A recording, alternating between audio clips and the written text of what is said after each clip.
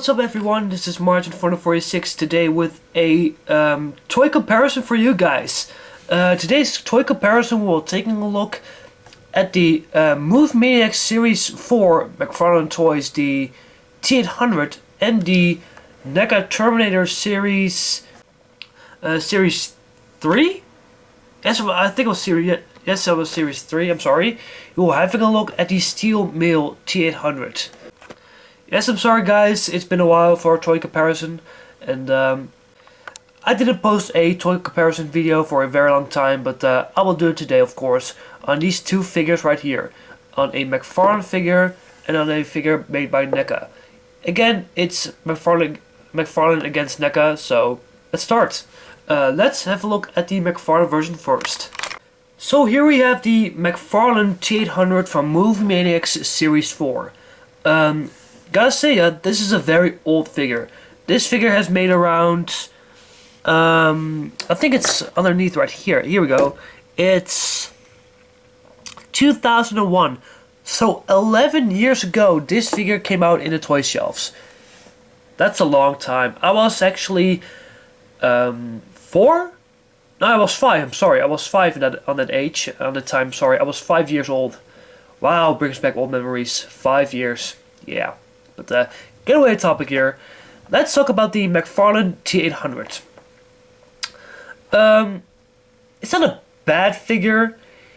It's okay, but there's just one thing I really don't like about this figure. And first, getting the accessories off his hands. First I will show you the poster that he came with. Of course, the very first series of Maniacs came with these sort of posters, which was very cool. And you got there Maniacs with all sorts of bone, that kind of stuff. Very nice looking detail right here. Even on the back there's some detail with bones, kind of stuff. Very cool. It shows the poster of the masterpiece called Terminator 2 Judgment Day, which was probably one of the best movies in the 90s. With Jurassic Park. Amazing. But that was the poster. Let's focus on the figure. I do like the detail on the clothes, I gotta say. It's of course Mcfarlane, the very first toy company that actually made these sorts of figures, I think, yes. And the detail on the pants is very good. On the exposed endoskeleton knee, looks very cool. The blood is okay, but it's forgivable for 2001. The torso is pretty nice as well. Well, the flesh looks okay, but looks... Well, one thing I actually do like is the actual metal they actually put on the exoskeleton. It looks very metal kind of thing. It's very detailed. Even you see some bullet holes on this leather jacket, so he's been to battles with the T-1000. He's got this belt with the bullets for the N79 grenade launcher, which I will go into. On the back you see some more bullet holes right there. She has been shot. That's actually one thing that I do like about the figure.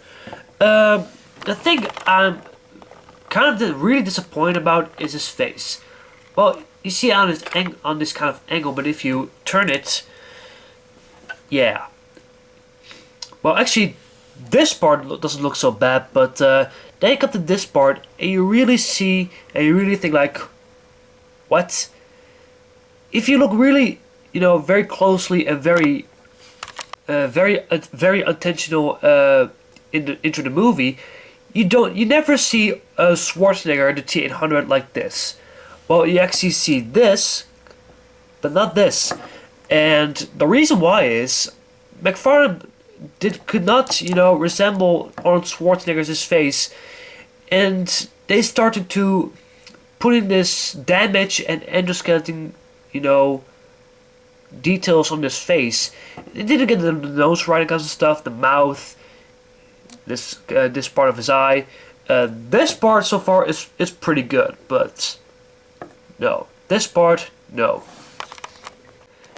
And it really doesn't give, Arnold Schwarzenegger into this figure, which is disappointing, gotta say. It is very disappointing. It actually gives you some sunglasses, but With these sunglasses on, he kind of looks silly in my opinion. The details are okay. The flash is you know, it's pretty good. It isn't perfect, but I'm disappointed with the face. In the way of its articulation, the articulation also is very limited, being the fact it's a movie Maniac figure and a pre-posed figure. He does have a rotation in the head. He does only have a swivel at the shoulder, nothing in the elbow. On his wrist there is a twist. On this shoulder there's a little bit more. There's a swivel. There's a swivel on the bicep, on the not the elbow, I'm sorry, the wrist. There's a swivel at the waist. There's a swivel at the in the thigh area. I don't know why will you give actually a thigh swivel, being the fact it's not really articulated. And there is a calf rotation. That's all. And you can't pose him really good. The only pose you can really give him is actually this kind of pose. For the rest of it, it really looks awkward. Like this. So the only good way to pose him is like this. Accessory wise, he of course he came with the poster. He came with the sunglasses, which I've showed. I'm sorry. Right here. He came with a Glock pistol right here, which you can take on his left hand right here. And of course it comes with his M79. Sorry, right here is M79. I'm sorry, grenade launcher, which you also can open up, which is neat, I gotta say. It isn't as detailed. It only got 2 colors, but it's forgivable. You can put it on his hand, of course, right here. And you actually can pose it like this. With this, he looks pretty cool, but again, I'm disappointed with the face. Let's now take a look at the Neca version. So here we have the Neca version T-800 steel mill. Actually the exact same figure, but then made to, it's made from other toy company. Of course, the Mcfarlane version came around 2001.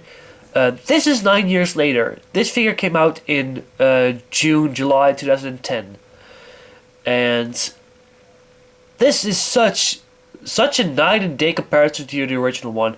This is such an incredible figure on Arnold Schwarzenegger, and there are many Schwarzeneggers released by Neca with this sort of body sculpt. You got the Battle Across Time, the Pescadero Escape, and all that kinds of stuff. But this is such a night and day comparison if you compare it to the Mcfarlane version. The Mcfarlane version is also a little bit taller, but the Neca version looks so much better. So much better.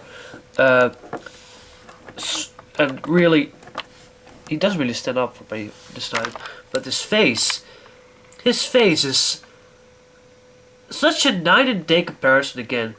His eyes are a little, are looking to the side, which is, supposed to the figure, to making his pose. The battle damage is a lot better. A lot better. And you see the details on his face, which is looking very great. Got all his flesh and blood dripping down, looking very cool. His eyes looking very great, I must say. And it really looks like Schwarzenegger. This absolutely just looks like Schwarzenegger, which I'm very happy about. Neca, bravo! Did once again a magnificent job. Also get to see the bullets in his neck right here. Got a torso, which is a little bit more bloodier than the Mcfarlane version. Also, his jacket is rubbery. I didn't tell him about the Mcfarlane version. His jacket is very hard plastic, which kind of sucks. This is a very pliable rubbery plastic, which is very cool. Also, you get the exposed knee. I'm sorry, it's a little blurry. You can also hear his exposed knee. I'm sorry. Also, the articulation is much better. You didn't get the poster or something, but to get a figure like this is a win-win. In way of his art, Jesus Christ, what's going on with me today? In way of its articulation, he does have a ball-jointed head, which is very nice. You can actually move it up and down, side to side, all the way around. He does have articulation in the shoulder, a ball-jointed shoulder. He does have a rotation in the elbow, but this does not only rotate, it does also bend the elbow, which is a step up if compared to the Mcfarlane version. Also, the shoulder is way better articulated. Same with the head. He does have a little bulge in the wrist, which is very nice. Rotation in the waist. There is a rotation in the mid-thigh and the mid-calf. That's it. But from the upper body, well done, and much better. Well done, Neca. Accessory wise, he does of course come with this his pistol right here, which is much better detailed. You got the silver, you got the black, and it really does look like a gun, which is very cool. You can put it on his hand right here. And of course, it does also came with this M79 grenade launcher, which is much more detailed. I also really like the fact he has a strap right here. It doesn't open it, but to get a grenade launcher with much more detail and with much more detail and much more realistic details and paint, it's way cooler. Of course, a opening, a little gimmick to open it, it could be a little bit better for some people, but I'm okay with it. To get it on his hand is very easily, right, like this, and then you can actually pose him with the grenade launcher like this. And now you have the definitive steel mill T-800, in my personal preference. So here you got them both together.